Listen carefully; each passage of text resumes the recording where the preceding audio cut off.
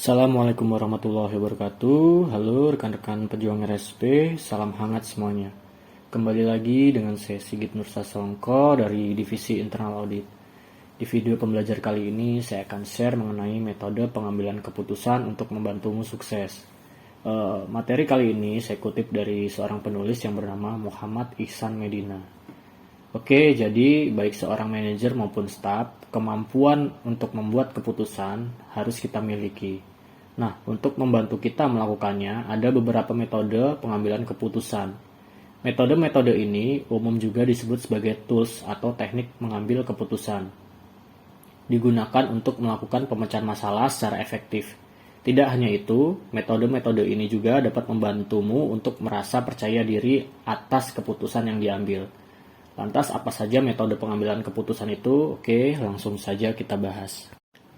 Ada 11 metode pengambilan keputusan yang akan dibahas. Yang pertama adalah Decision Matrix. Metode Decision Matrix dapat membantumu mengevaluasi berbagai pilihan secara menyeluruh untuk mengambil keputusan.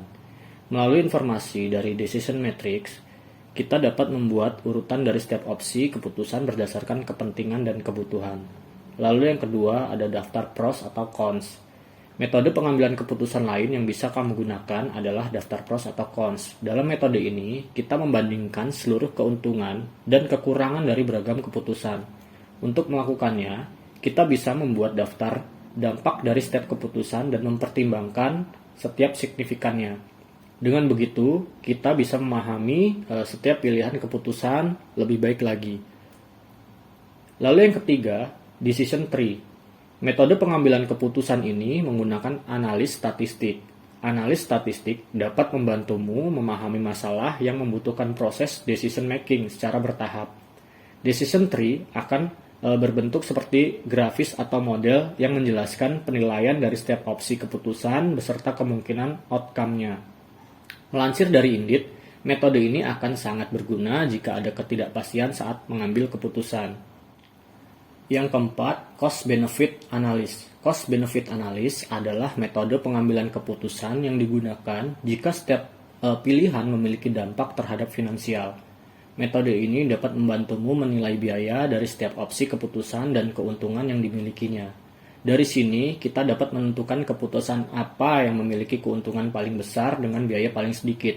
Dengan begitu, kita dapat memaksimalkan keuntungan yang didapat. Lalu yang kelima, teknik multi-voting. Multi-voting adalah metode decision making yang sangat berguna, terutama jika ingin dilakukan secara kolaboratif. Metode ini membantu kelompok mengerucutkan opsi dengan memiliki keputusan sesuai kebutuhan setiap individu di dalamnya. Sehingga, dalam metode ini, suatu kelompok akan melakukan voting hingga mereka mencapai keputusan secara kolektif. Lalu yang keenam adalah influence diagram. Metode pengambilan keputusan lain yang bisa digunakan adalah influence diagram. Influence diagram memungkinkan untuk mempertimbangkan setiap variabel yang terlibat dalam suatu keputusan. Metode ini menimbang pilihan, ketidakpastian, dan tujuan serta hubungannya antara satu sama lain. Kita bisa menggunakan metode decision making ini sebagai alternatif dari decision tree, terutama ketika menyimpulkan dan menilai potensi pengaruh dari setiap opsi serta hasilnya.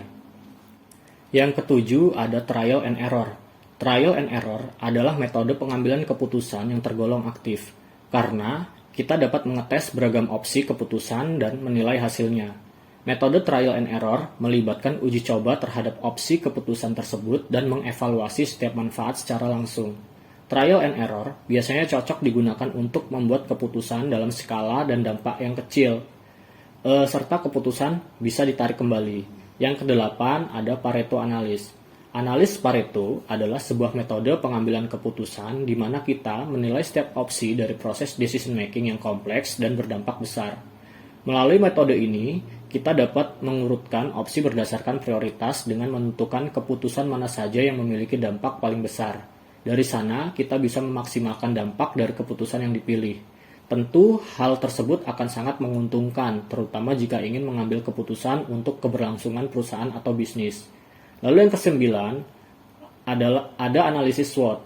Metode pengambilan keputusan lain yang bisa digunakan adalah analisis SWOT, Strength, Weakness, Opportunities, dan Threats. Analisis SWOT membantumu dalam mengevaluasi setiap aspek dari opsi. keputusan yang ada ketika proses decision making. Melalui penelitian yang mendalam dari berbagai sudut pandang, kita bisa mengetahui kekuatan dan kelemahan dari setiap opsi keputusan yang tersedia.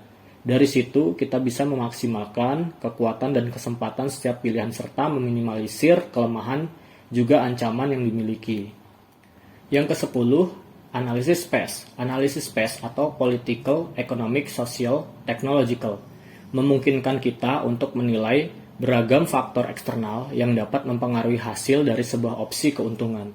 Metode ini sangat berguna ketika dihadapi masalah yang mengharuskan untuk memperhatikan tren terkini dan juga memprediksi hal tersebut di masa depan. Biasanya perusahaan menggunakan metode ini dengan tujuan untuk menjadi semakin kompetitif di pasar industrinya. Yang ke-11, ada feasibility study. Metode selanjutnya yang dapat membantumu dalam pengambilan keputusan adalah feasibility study. Dengan feasibility study, kita bisa mengetahui dampak dari setiap keputusan yang bisa diambil melalui analisis hasil potensialnya. Dari sana, kita bisa menentukan keputusan mana yang dapat membantumu mendapatkan hasil maksimal. Oke, rekan-rekan RSP, itulah beberapa metode pengambilan keputusan yang perlu kita ketahui dan bisa kita gunakan. Intinya, setiap metode decision making dapat membantumu dalam mengambil keputusan dalam berbagai skenario. Semoga materi kali ini dapat membantu rekan-rekan dalam menunjang karir. Salam hangat dan terima kasih.